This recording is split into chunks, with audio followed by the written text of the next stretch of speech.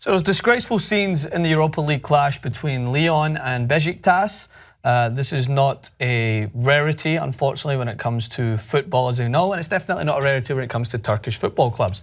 And I'm not going to place all the blame on Besiktas. Lyon fans engaged in the violence as well. It is something that we see more often than not when it comes to Galatasaray, Besiktas, Fenerbahce, and a lot of other teams. I think that Turkey has a problem with fan violence. No problem stating that. They're not the only ones. We're going to get to a video in a little bit about Leicester fans, really showcasing or re-emphasising the ugliness that we've seen in the Euros as well with England fans, Russian fans. It seems like hooliganism's creeping its way back up more consistently. Creeping. Not it's to the never point gone where, away. yeah, it's not been there as much, but it's these. You expect it to happen sometimes, but they're happening on almost the biggest stages at the latter stages. You don't see that as much. You don't see it as much Champions League quarterfinals or Europa League semi-finals, whatever it's going to be, or the Euros when it's on the biggest stage in the world. So let's throw to the first video really quick. This is the one of Besiktas and Lyon fans. So pretty much, what do you expect? Disclosure, there will be violence, and take a look.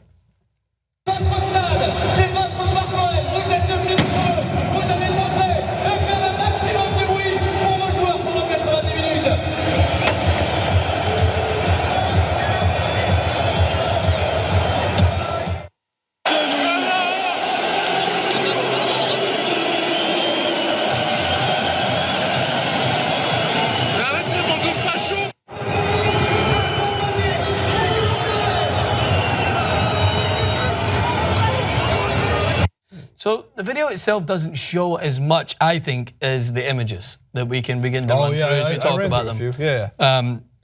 It really upset me seeing like young kids caught up in amidst it, and there was some scenes where if you roll through the pictures, you'll see kids have to be like kind of moved down tiers so that they're away from the violence and things like that. So it's it's a problem. Yeah, it is a problem. I don't think that there's, at least in the near future, any kind of real solution. Yeah. Because if you start penalizing the fans for being fans, unfortunately, it's not going to work. You can try to establish any kind of rule or law that if you're these type of fans and you want to spend the countless amount of dollars or pounds or whatever the equivalent to French or Turkish money is, in this case, you can try to get evidence and prevent every one of those fans that you can see in these pictures who are fighting from going to your game. Guess what? A new breed of them will come. It's a messed up situation. I don't condone it. I've stated on this channel before that I was one of these type of fans when I used to go to games and stuff like that. So I'm speaking from a place of being an idiot in the past. A lot of it's maturity, in my opinion. A lot of it is drinking leading to rambunctious fighting. And I think a lot of it is the culture of sports. And yes, there is a degree of sports that brings everyone together and community. And as we just saw after a terrorist attack where Dortmund fans opened their doors to Monaco fans, you gotta show the good. Unfortunately, you gotta show the bad. This is the bad. There's no real solution to this because you can't just start telling people they can't go to games because they want to have a beer and they're getting into fights. And I know it's more complicated than just that. Well, I feel like we have this same discussion on fan clips, and then I make the same counterpoint to it. As you always it's just do. my opinion. No, but no, I get it. But at the same counterpoint I always make is that you got to punish the team. Oh, right. So punish the team, but why don't they? Because how do you punish the team again? By banning fans from going, like they did for Dynamo Kiev consistently, where their fans were racially abusing other players, and so they just had closed stadium games. And that if you've got a home advantage and you don't have any fans, we've watched countless games be played with no fans. It's not home advantage, it's an eerie atmosphere. When it happens consistently in leagues, we've seen leagues punish teams by deducting points. In really extreme cases, I'm sure teams have been removed from competitions. That won't happen in Europa League or Champions League football. But I think that you do want to look into kind of where this violence kind of emerged and how it came about. And the team that it's their fans, unfortunately, it's not the players' fault and it's not the team organization's fault.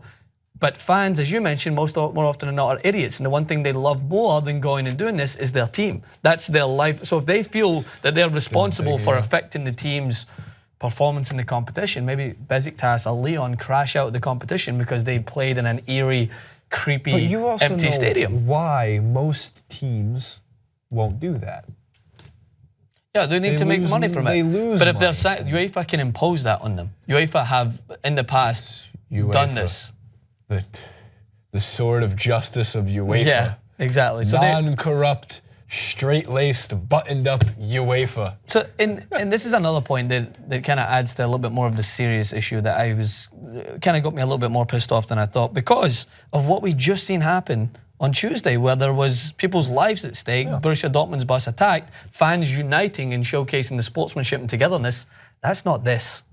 That's just hooligans trying to spoil what is going to be a great sporting event. And it's annoying because whilst there's going to be security forces upped to make sure that no terrorist attack can happen, because this is in France, a area that has been targeted several times for terrorist attacks. So rather than those officers maybe keeping an eye out for any suspicious activity, the distraction is now going towards hooligans that are fighting each other. Yeah, in this case, I mean, there's another video which we'll throw to for post from Leicester City fans, and they're chucking some beer cans at the police.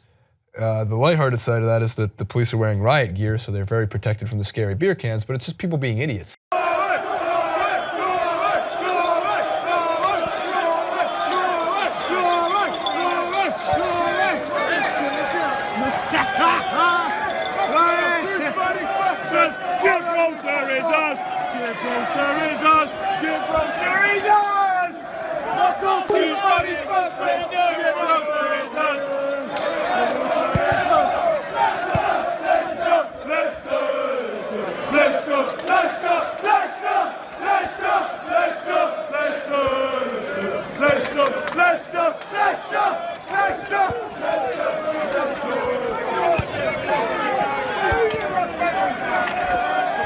You can't, I mean, in this country, you can't provoke the police. I don't know what that goes for in France or England or Turkey. Yeah. It's definitely something that I have no understanding of. Why? I haven't been to these places. I haven't seen it firsthand. I've seen it firsthand here, and you can't throw beer cans at the police. That's a bad idea. It's a bad idea anywhere, but in this case, like, we don't have guys running around stadiums in riot gear. Yeah, that's just, I don't know, man. Don't provoke the guy with the giant shield and sword. Like come on. Well, especially when you travel to a place, the idea is that you're going there to respect them. That team's going to host you. You're going to have to host them when they come back. And in the Leicester situation, I will see people defend them. They're just fans being idiots, blah, blah, blah. But if Atletico Madrid fans go to Leicester and they cause havoc there, you better believe the English media will blow that up to all means. Oh my God, they're coming and attacking us.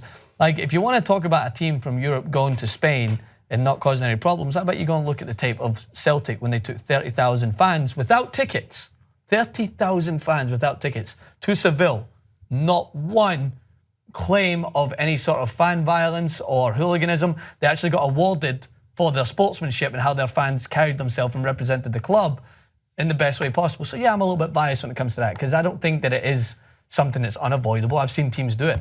On the other hand, Rangers fans, not just because I don't like them, but they went to Manchester in the Europa League final a few years after that. Massive violence, real problems that went on. So yeah, I'm biased in that opinion. I think Celtic fans are angels and I rarely see them get into any trouble.